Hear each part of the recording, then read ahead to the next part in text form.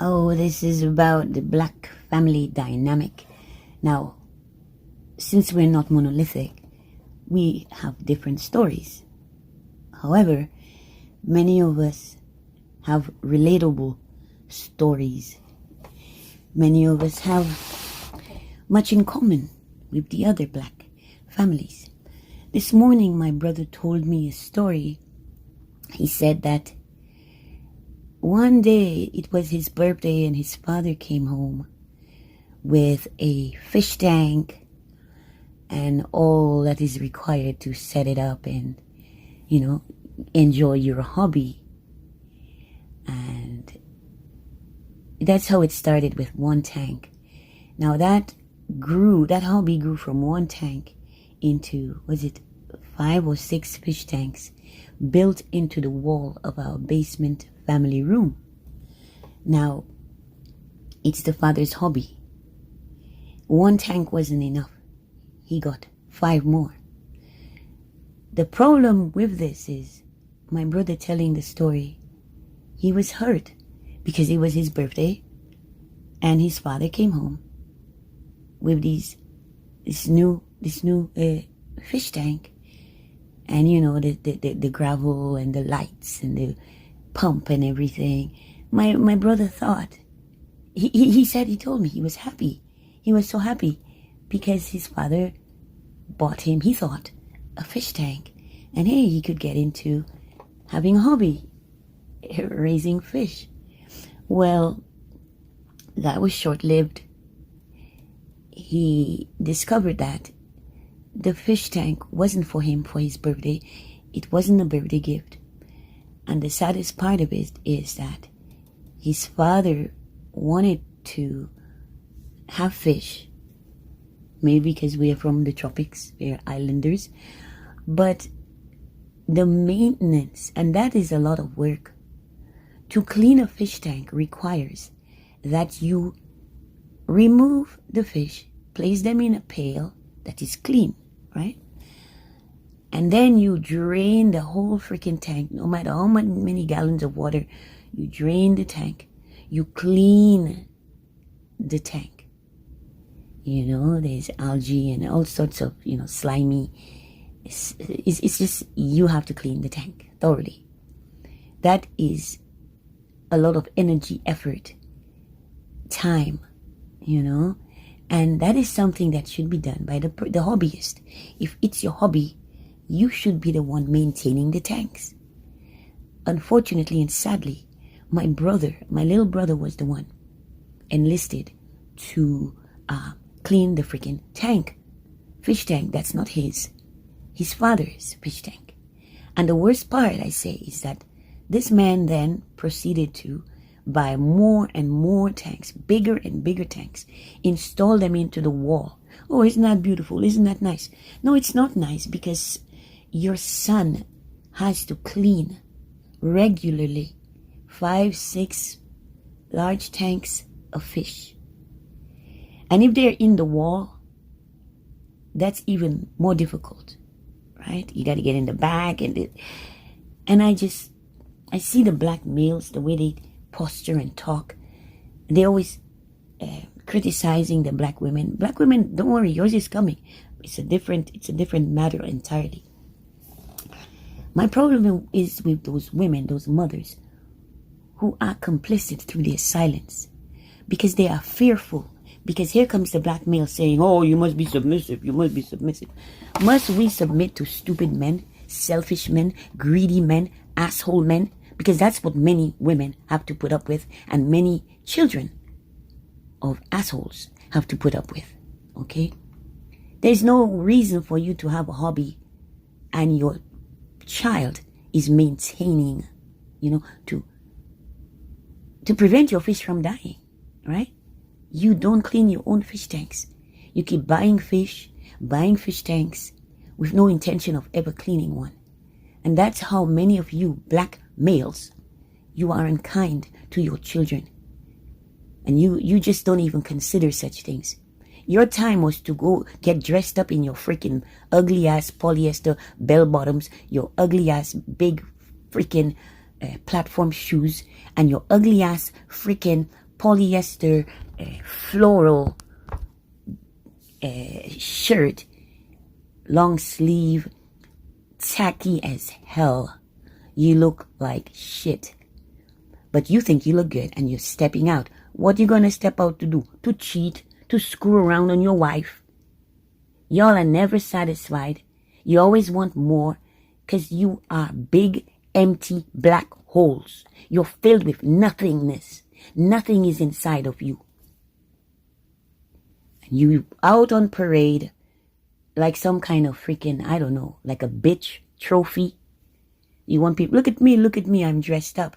You have time to go out there, prance around, play dominoes with your friends, or you use playing dominoes with your friends as an excuse to go visit your side bitches, your side hoes, your side chicks. And you side chicks, you ain't nothing but gutter rats. Because most of you know damn well that the man is married. Most of you know damn well the man is involved with someone. But you don't care because, hey, he has a car. He drives. He can bring me groceries. You know, here's my mother finding grocery list. This nigga don't even want to take her to the supermarket to buy the food for him to have, for her to make his lunch to take to work. He don't want to take her. He bitch about taking her to the markets. My mom liked to go to different markets. That's the way you shop. You don't just go to the first market. You see what's around and you know, we buy this from here, we buy that from there. That's the way you do it. You're thinking, right? Oh, he grumbles about that. Meanwhile, in his freaking car, van, truck, whatever the hell the nigga is driving, there is a freaking list, grocery list, that he goes and buys for some pussy he's screwing. He buys her groceries. He goes into the market, buys the bitch the groceries, uses the money from the family, so he can have a side piece.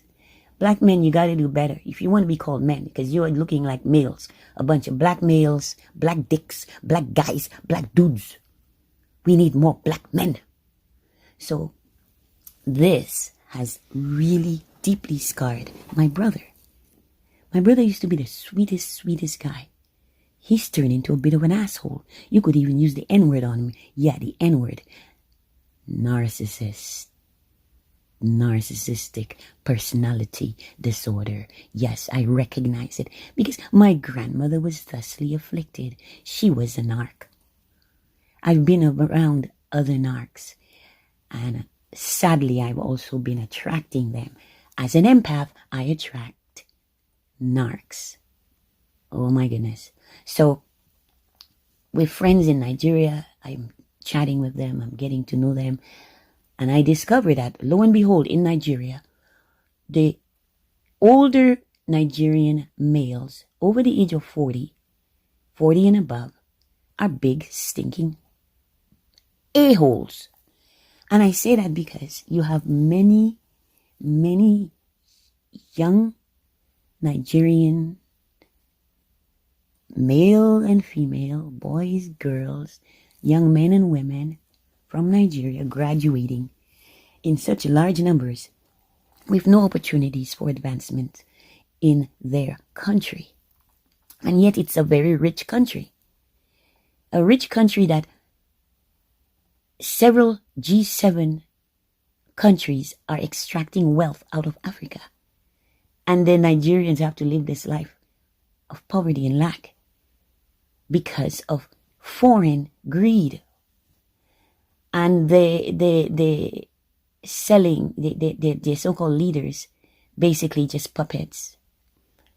And they don't have the best interest of their country or their countrymen. They don't have that in their mind.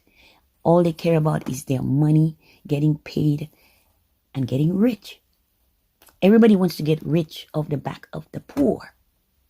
They don't get rich out of rich people. They get rich out of the poor people. The poor people must stop dreaming of being rich, because your dreams of wealth basically tells the world that wealth is all that is important and it matters. Wealth does not matter. Not when the wealthy people are living in the ways they are. You see, they can afford to be very private.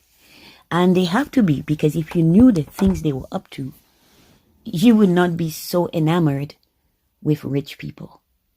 Because they are pretty much, to be in this world wealthy, you must be engaged in unhealthy activity and unjust, wicked, evil, greedy.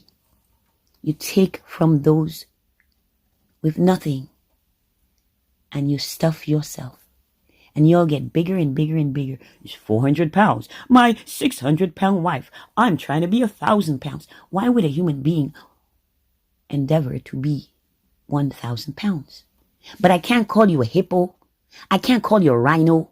I can't call you an elephant. This world is just so full of crap. This boy, I noticed my brother from a young age, very gifted, very creative. He could impersonate anybody. He could do any accent. He did a Scottish accent. I was blown away. I couldn't believe, what? Where did you learn that? He mimicked, and he was into music. He was scratching, in his turntables with his friend. They were in the basement doing their music. All the father ever did was bitch and complain about the guy.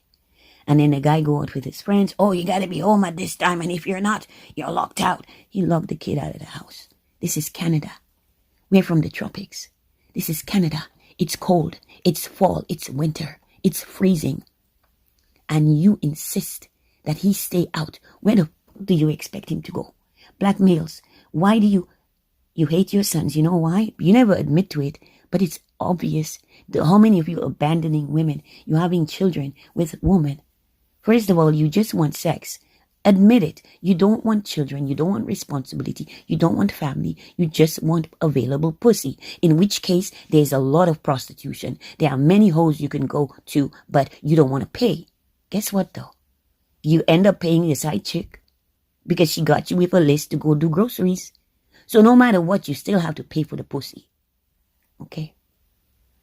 And if you want to have free available pussy, don't get married.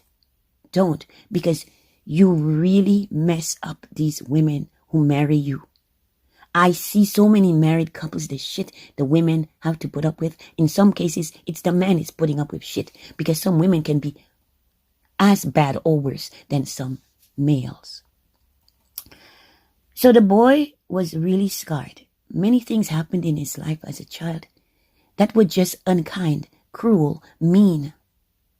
And it has had a detrimental effect on his life.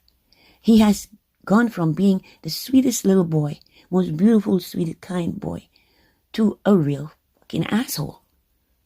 Thankfully, he's not always an asshole, but he can be. And I know it's a direct result of how, from his father's side of the family, how he was mistreated. Because even when the boy was like 2 or 3 years old, he was a toddler, he's a little baby running around, and his auntie said something nasty to him. She basically told him that you're going to stay in Dominica and rot. They're only going to send for your sister, and you will never go to Canada. You keep receiving these negative messages from your family, from your father. It's gonna fuck you up. Y'all asking how people become narcissists? Same thing with my grandmother.